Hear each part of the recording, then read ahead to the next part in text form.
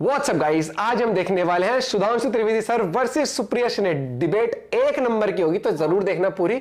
और टाइटल भी गजब है भैया। गाय वाली बाइक की बोलती बंद कर दी त्रिवेदी जी ने आज। और है भैया 1 2 3 गो। दोस्तों, सुप्रिया सेन कांग्रेस की सबसे व्यस्त प्रवक्ताओं में से एक है। ऐसा एक भी दिन नहीं होता जब ये औरत किसी ना किसी डिबेट में दिखाई ना दे। अपना हर एक दिन, अपना हर एक रोज किसी ना किसी न्यूज डिबेट या फिर प्रेस कॉन्फ्रेंस में ये औरत बिताती है। लेकिन जब भी इसका सामना सुधांशु त्रिवेदी से होता है तब इसकी हालत खराब हो जाती है, तब इसकी बोलती बंद हो जाती है। और शायद यही खींच छुपाने के लिए, शायद अपने यही हाथ छुपाने के लिए बंदी उस डिबेट का कटा हुआ हिस्सा, जी हाँ, 15 मिनट के सिर्फ अपने रिप्लाई एडिट करके ट्विटर पर शेयर करती है, जैसे जाने उसने उस डिबेट में कितने बड़े बड़े झंडे गाड़े हों। अपने हिस्से को ये शेयर कर देती है और सुधांशु त्रिवेदी के जवाबों को खा जाती है, जो कि हम देखने वाले हैं इस वीडियो में और जानेंगे कि आखिर इस डिबेट में एग्जैक्टली हुआ क्या था, जो कि इसको अपनी खींच छुपानी पड़ रही है।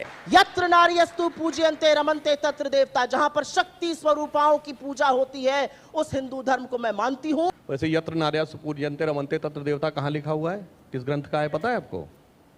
आपको इसमें आपत्ति है? नहीं। महिलाओं के अगर नाम बताइए, पता है? आपत्ति है?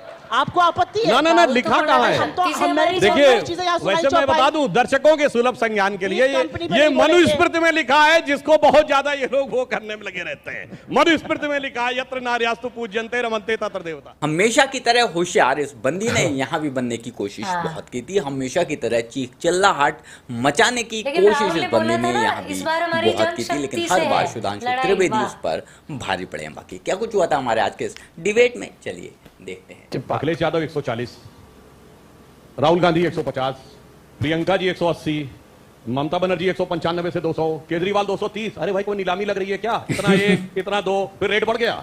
इससे समझ में आता है गठबंधन का नेता तो छोड़िए, संख्या पर एक मत नहीं है, खाम में हवा में लट्ठ बांध रहे हैं। हमारे यहाँ एक ही नेता, एक ही विचार और एक ही संख्या, कोई किंतु और एक ही टारगेट। प्रिया जी, आपके नेता राहुल गांधी ने 150 सीटों में सिमटा दिया भारतीय जनता पार्टी को।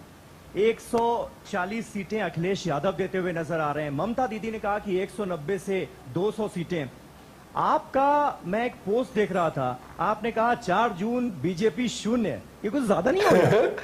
बहुत ज्यादा हो गया। आप सबको मेरा नमस्कार। जिपात 400 पार का जो नारा था वो आप लोग गलत समझ लिए। 400 पार का नारा पेट्रोल के लिए था, आप सीट के लिए समझ लिए।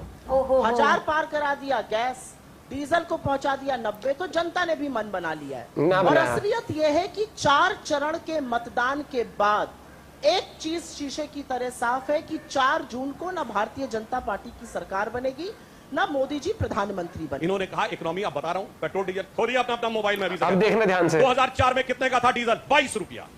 2014 में हमारी सरकार आई 52 रुपया। कितना राइज हुआ? 220%। आज कितना है डीजल? 87 रुपए। कितना राइज है? 65%। अब सुनिए, 90 रुपए। अरे सुनिए ना, तो कितना हुआ? चलो 90 कितना हुआ? 70%। 70% हुआ ना? 220%। और सुनिए, पेट्रोल कितना था 2004 में? 32 रुपया।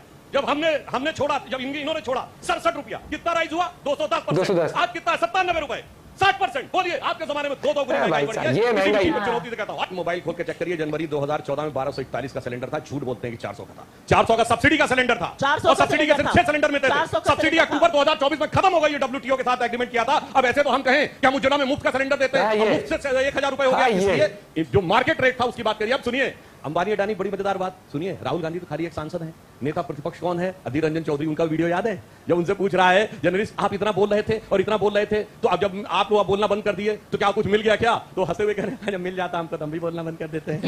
याद करिए जाके वीडियो का, हम नहीं बोल रहा हूं। और वो टेक्निकली नेता प्रतिपक्ष राहुल गांधी सीनियर, मगर क्या होता है, नेता प्रतिपक्ष की फोटो नहीं आती है मैनिफेस्टो पे। अध्यक्ष के साथ केवल किसकी फोटो आती है? राहुल गांधी की। जो ना अध्यक्ष है, ना उपाध्यक्ष है, ना महासचिव है, ना दोनों सदनों में नेता प्रतिपक्ष है, और पद छोड़ चुके हैं, अपदस्थ अध्यक्ष हैं, सबसे असफल अध्यक्ष हैं, सबसे ऊपर चलने वाले अध्यक्ष हैं। यही इनकी पार्टी की समस्या है, ये हकीकत को नहीं समझते हैं और उसके बाद इधर-उधर की बातें करते रहते हैं। उस डिबेट में नहीं पढ़ना चाहते। आप कह दीजिएगा बेहताओं को आपका मंगलसूत्र छीन लेंगे, आप कह दीजिएगा एक भैंस छीन लेंगे, आप कह दीजिएगा ये 48 पन्ने का मेरा विजन डॉक्यूमेंट है, हमारा घोषणा पत्र है, 15,300। इसमें भी राहुल गांधी का फोटो है। एक शब्द दिखा दीजिए जो मोदी जी कहते हैं। आज यहाँ से मंच से जाऊंगी और कभी ऐसे मंच पर नहीं आऊंगी अगर एक भी बात जो मोदी जी कहते हैं वो दिखा दीजिए।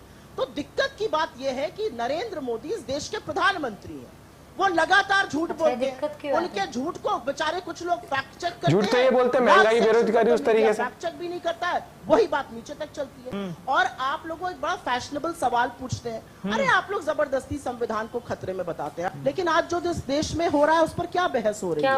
अनंत हेगड़े से लेकर ज्योति मिर्धा से लेकर लल्लू सिंह, मैं वही कह रहा था, से लेकर गिरिराज सिंह, सब संविधान बदलने की बात कर रहे हैं। या तो इन सब लोगों को निष्कासित कीजिए पार्टी से, या यहाँ पर बैठ के लच्छेदार बातें मत कीजिए। सुनिए, संविधान जानते हैं संविधान किसके जमाने में खतरे में आ चुका था, बदला जा चुका था? मैं आपसे पूछना चाहता हूं, संविधान के अनुसार भारत की हाईएस्ट एग्जीक्यूटिव बॉडी क्या है?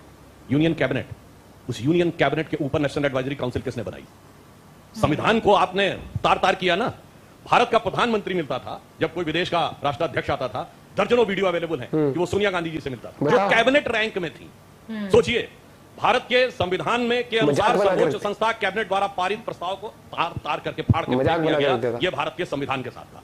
डॉक्टर अंबेडकर ने कहा था कि कभी धार्मिक आधार पर आरक्षण नहीं होगा, तो बाकायदा उस पॉइंट पे भी आ रहा हूं। सच्चर कमेटी के रिकमेंडेशन में, रंगनाथ कमेटी के रिकमेंडेशन में यह रिकमेंडेशन की गई और यह कहा गया कि मुसलमानों को आरक्षण दिया जाएगा। और आज की पीढ़ी को न याद हो तो मैं बताना चाहता हूं, इस देश में एक ऐसा संविधान संशोधन भी हुआ था, 42वां संविधान संशोधन। जानते कितने आर्टिकल बदले गए थे? 40 आर्टिकल में अमेंडमेंट, 14 आर्टिकल नए जोड़ दिए गए, 2 नए पार्ट जोड़ दिए गए, एक शेड्यूल चेंज कर दिया गया, preamble of the constitution change कर दिया गया, 20% कॉन्स्टिट्यूशन बदल दिया गया। संविधान की उद्देशिका, वो प्रीएम्बल जिसे भारत की आत्मा कहा था, संविधान की आत्मा, वो बदल दिया गया।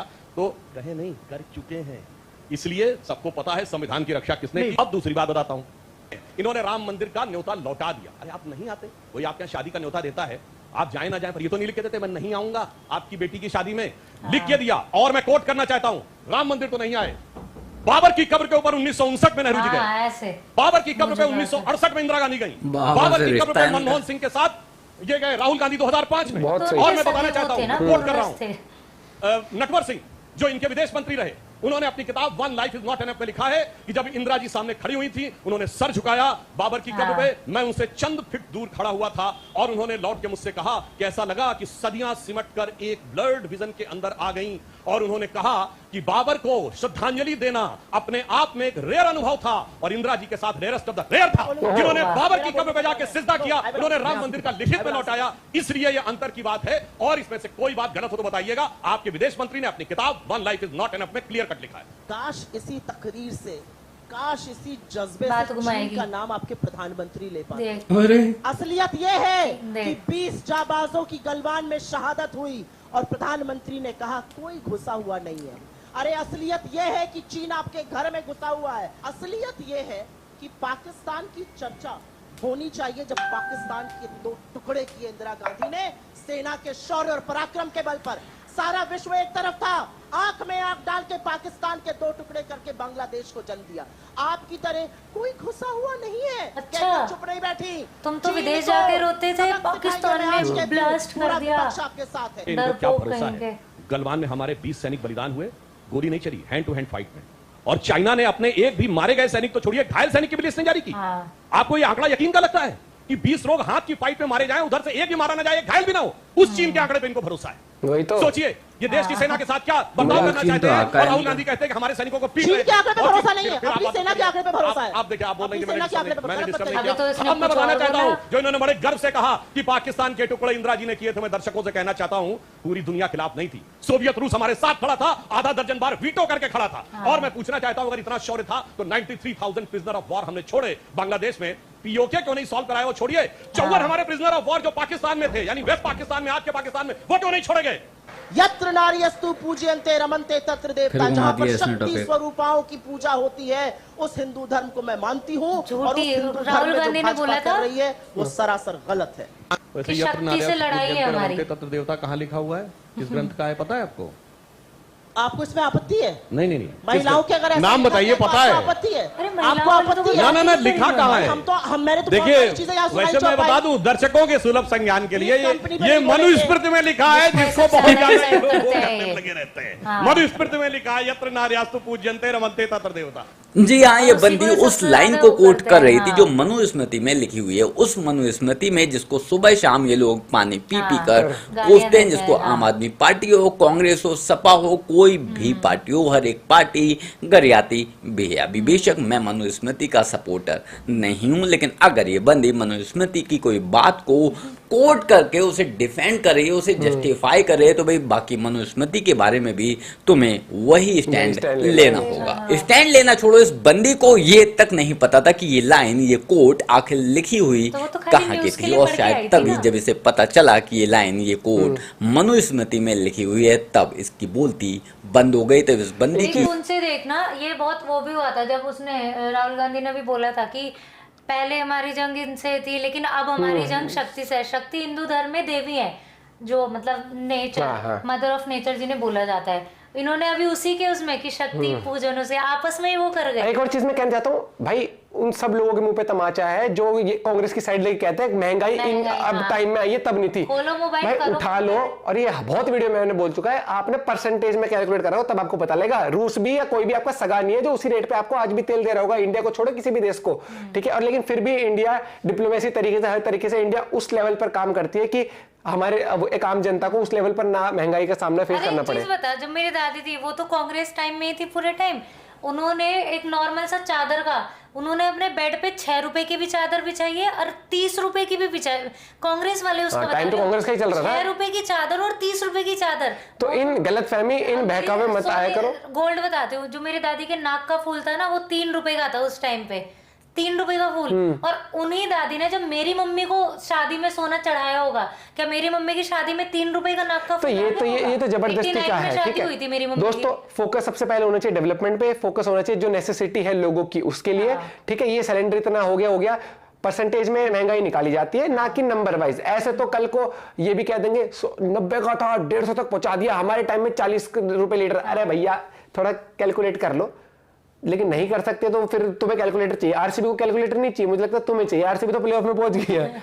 क्या कर रहे हो यार, थोड़ा सा सेंस ले। और लोगों को ऐसी बेवकूफ बनाते, देखो 40 का था इनके टाइम में, तो अरे एक टाइम पे सैलरी 100 रुपए होती थी, 300 बेवकूफ बना रखा है। सैलरी होती और ये फिर उन्हीं को बेवकूफ बना पाते हैं जो बेचारे समझ नहीं पाते हैं, हाँ। ठीक है।